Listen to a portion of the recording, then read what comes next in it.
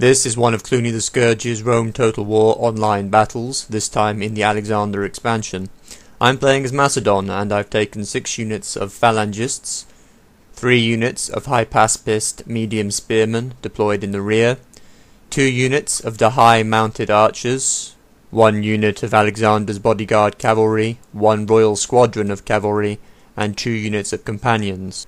I've taken no foot archers. I intend to use my horse archers to distract and confuse any enemy missile troops. Half my cavalry, as you can see, are hidden in a knot of trees on the left in the hope of carrying out an ambush.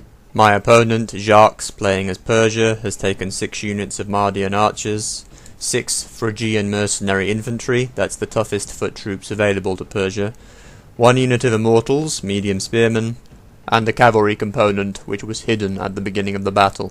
This is an army which relies on the strength of its axe-wielding, armor-penetrating infantry and a long-range missile force for use as provocation to compel me to attack him.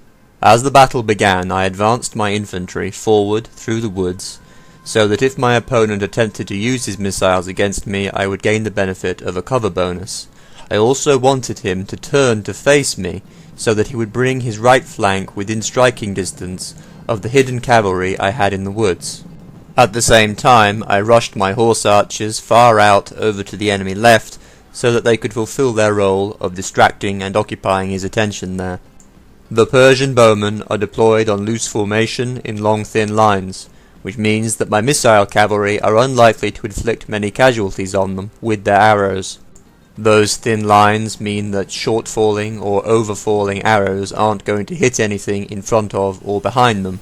But it also means that many of his archers on the left and right of his force are beyond the range of his infantry to protect them. As far flung out as they are, they make tempting targets for my cavalry to crush them under hoof like wormy apples. So I began the active phase of the battle by charging Alexander's bodyguard cavalry, that's a double strength, double hit point unit of companions, headlong into the enemy right and crushed some of these bearded Cotton Eye Joe types here. Where did you come from? Where did you go? From the enemy right, into hell. Which is when my opponent sprang his trap. 2 units of Bactrian heavy cavalry, the best cavalry that Persia have available to them, and heavily upgraded, as you can see, growing out of the trees in front of the Persian army like some kind of obscene fungus. This pursuit brings his cavalry within range of my own, hidden in the trees, and I soon decide to spring my own trap, which, in retrospect, was a mistake. Over on the other side of the battlefield, my horse archers have been set to Cantabrian Circle to occupy the attention of the Macedonian archers there. On Cantabrian Circle, cavalry are much more difficult to hit, though at the same time they do also gradually tire themselves out and wear away their fatigue levels. I seize on what I think is an opportunity to destroy the enemy cavalry by sandwiching them between my Alexander's bodyguard units and the 3 units of cavalry that were hidden in the woods. At the same time, my infantry line rushes forward to occupy the attention of his foot troops. Not such a bad plan in itself, but with one critical flaw, which was that my infantry were at far too great a distance from the Persian battle line at this time, because I'd been determinedly leaving them within cover of the woods. This leaves it open to the Persian player to send his infantry to support the cavalry engagement, and so the tables are turned, and where I had thought to gain an early advantage by knocking out the Persian cavalry, as it will turn out, it will be he who does that to me. I do at least take advantage of my opponent's peeling away of his infantry to his right, by sending my horse archers in to ride down these foot archers, which are now unprotected, over on the other side of the battle. Of all such units in Rome, only the Gallic Forester warband or the Egyptian Pharaoh's bowmen really has a serious chance of resisting a light cavalry attack. Now, between the vice-like pressure of the heavy Phrygian infantry and the upgraded Bactrian cavalry, all 4 units of my striking cavalry are now dispersed, and the only real mercy here is that my general manages to escape with his life. My idiot general, I am blaming him for that mistake. Had nothing to do with me. But although my enemy now has an important advantage in that he can use his cavalry in hammer and anvil strikes against my infantry, while I cannot attempt to do the same, at least I won't be labouring under the burden of the morale hit suffered after the death of the general. And I did gain a brief moment of grace as my opponent permitted his cavalry to chase my general too far out. So I was at first quite optimistic as I fixed these Phrygians in place with my phalanxes. You could see that the Persians were trying to rush them to outflank me and so cause me to break up my phalanx line, but he was generally unsuccessful in this at first. My infantry were fighting in 8 ranks deep, which is my favourite depth of formation for a pike phalanx. Over on my left I used my hypaspist shield bearers to manoeuvre around and strike the enemy in the rear, but they are well suited for that purpose since they have the fast moving trait, a little like the Germanian Knight Raider or the British Woad Warrior in the vanilla version of the game. They're also armed with light javelins, and you probably noticed them releasing them over the heads of the phalangists at the beginning of the infantry engagement. This move garners quick results, and I've secured a victory on the left. Now it's up to me to see if I can transfer them over to the centre and right quickly enough to attain a decisive victory. Already I can feel that tightening sensation in my scrotum which tells me that this is going to be a very close battle indeed. One way or the other, though his centre has now folded also.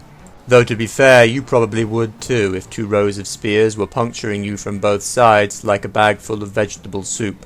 Now during this time my horse archers were still engaged with trying to disable my opponent's missile troops, and eventually they became so isolated from the rest of my army that their morale suffered to such an extent that they routed in the face of them. Now over on the right hand side of the infantry engagement everything is pretty confused. People are jabbing their spears every which way but loose, doing their best not to hit any of their own mates, except maybe the ones that really pissed them off before the battle started, because they just won't admit that Lost didn't jump the shark in the 4th season.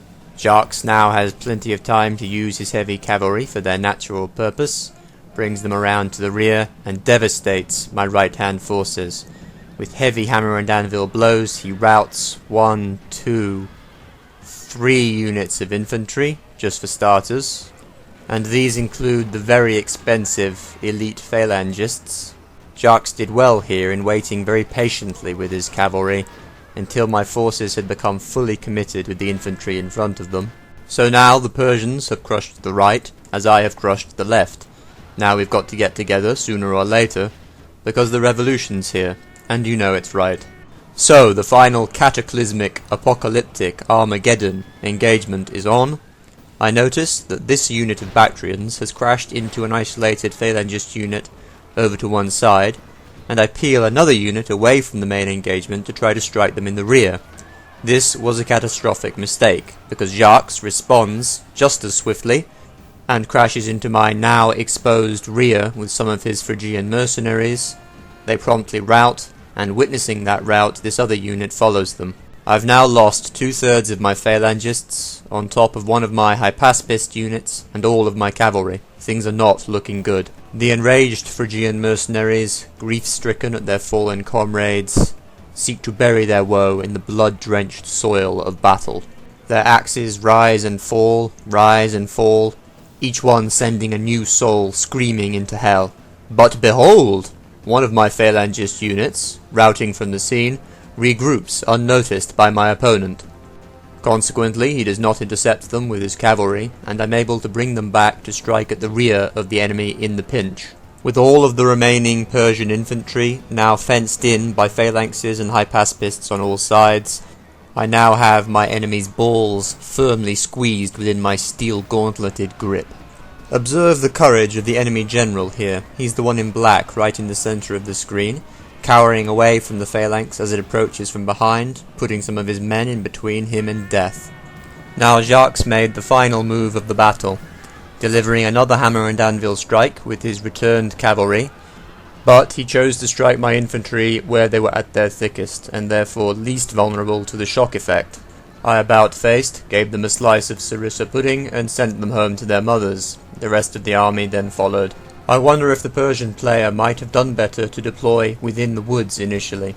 Yes, his archers would have had less effect, firing into cover as my troops approached, but his Phrygian mercenary infantry would have gained a combat bonus, their barbarian infantry, and they fight better in the woods.